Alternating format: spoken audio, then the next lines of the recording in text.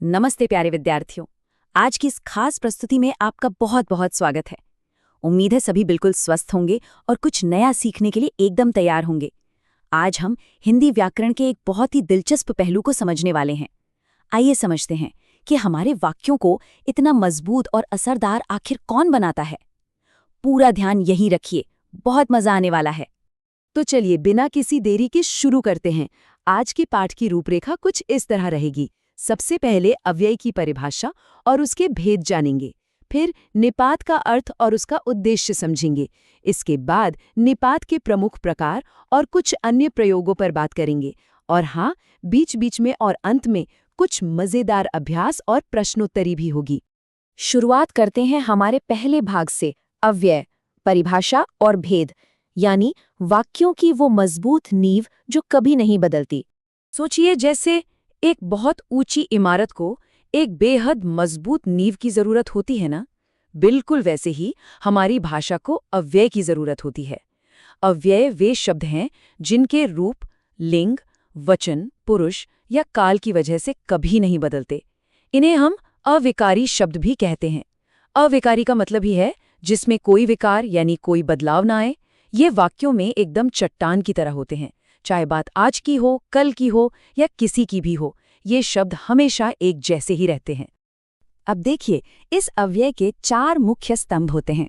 पहला है क्रिया विशेषण, जो हमें बताता है कि कोई काम किस तरीके से हो रहा है। दूसरा है संबंध बोधक, जो शब्दों के बीच एक रिश्ता जोड़ता है। तीसरा है समुच्चय बोधक, जिसका काम है 2 वाक्यों या शब्दों को आपस में मिलाना।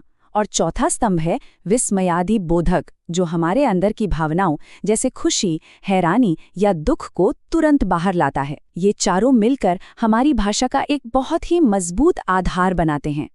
तो आइए जो अभी हमने सीखा उसे फटाफट परख लेते हैं। एक छोटी सी प्रश्नोत्तरी। प्रश्न है, निपात किस शब्द वर्ग का अंग है? क्या ये ए संज्ञा है, बी सर्वनाम है, सी अव्यय है या डी विशेषण है?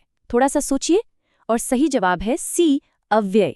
जी हाँ, निपात भी असल में एक प्रकार का अव्यय ही होता है। और यही जवाब हमें हमारे अगले और बहुत ही मजेदार हिस्से की तरफ लेके चलता है। बढ़ते हैं दूसरे भाव की ओर, निपात, अर्थ और उद्देश्य, यानी शब्दों का वजन। अब ये निपात आखिर क्या बला है? आसान शब्दों में कहें तो निपात वे शब्द होते हैं जो किसी बात पर अतिरिक्त बल या कोई विशेष जोर देने के लिए इस्तेमाल किए जाते हैं। इसे आप अपनी भाषा का मसाला कह सकते हैं। सच कहूं तो निपात शब्दों का अपना कोई अकेला खास अर्थ नहीं होता, लेकिन जैसे ही ये किसी वाक्य में जुड़ते हैं ना, तो ये उस वाक्य की पूरी भावना और उसके असर को एकदम से बदल देते हैं। और ये बात इस उदाहरण से बहुत ही शानदार तरीके से साफ हो जाती है। जरा पहले वाक्य को देखिए, तुम्हें आज रात रुकना पड़ेगा। ये तो एक बहुत ही साधारण सी बात हुई। अब दूसरे वाक्य पर ध्यान दीजिए, तुम्हें आज रात रुकना ही पड़ेगा। देखा आपने, सिर्फ एक छोटे से शब्द ही के जुड़ने से बात में कितना ज्यादा वजन आ गया। यही ही तो हमारा निपात है, जो पूरी बात को एकदम दृढ़ और पक्का बना रहा है। चलिए अपनी समझ को एक बार फिर से जांचते हैं। प्रश्न है, निपात का प्रमुख कार्य आखिर क्या है? ए संज्ञा की पहचान करना, बी वाक्यों में क्रिया जोड़ना, सी शब्दों या वाक्य पर बल देना या डी सर्वनाम को स्पष्ट करना। बिल्कुल शांत मन से सोचिए। एकदम सही पकड़ा।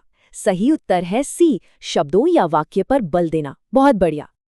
अब आते हैं तीसरे भाग पर, निपात के प्रमुख प्रकार। यहाँ हम बल और भाव की अलग अलग श्रेणियों को समझेंगे। अब यहाँ जो सबसे दिलचस्प बात है वो ये है कि निपात सिर्फ वाक्यों पर बल ही नहीं देते, बल्कि ये 9 अलग अलग तरह की भावनाएं प्रकट कर सकते हैं।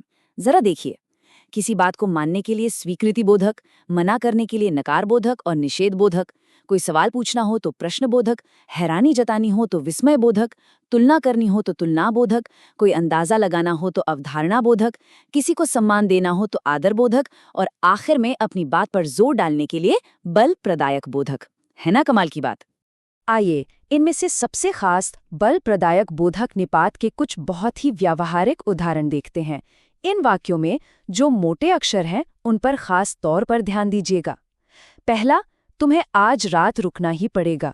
दूसरा, तुमने तो हद कर दी। तीसरा, कल मैं भी आपके साथ चलूंगा। चौथा, गांधी जी को बच्चे तक जानते हैं। और पांचवां, धन कमा लेने मात्र से जीवन सफल नहीं हो जाता। यहाँ देखिए कि कैसे ही, तो, भी, तक और मात्र पूरे वाक्य का ध्यान अपनी ओर खींच रहे हैं। इसी तरह हम अपनी रोजमर्रा की बातचीत में भी निपातों का धड़ल्ले से इस्तेमाल करते हैं। इन उदाहरणों को ही ले लीजिए। पहला, जी हाँ, मैं बाजार जा रहा हूँ, यहाँ एक स्वीकृति है। दूसरा, जी नहीं, मेरे पास कलम नहीं है, यहाँ साफ साफ नकार है। तीसरा, आज आप मत जाइए, यहाँ कोई काम करने से रोका जा रहा है, यानी निषेध। चौथा, क्या वो विद्यालय गया था, यहाँ एक सीधा प्रश्न है। और पांचवा, तुम अंग्रेजी पढ़ना नहीं जानते हो ना, यहाँ भी अपनी बात को पुष्टा करने के लिए न का प्रयोग हुआ है।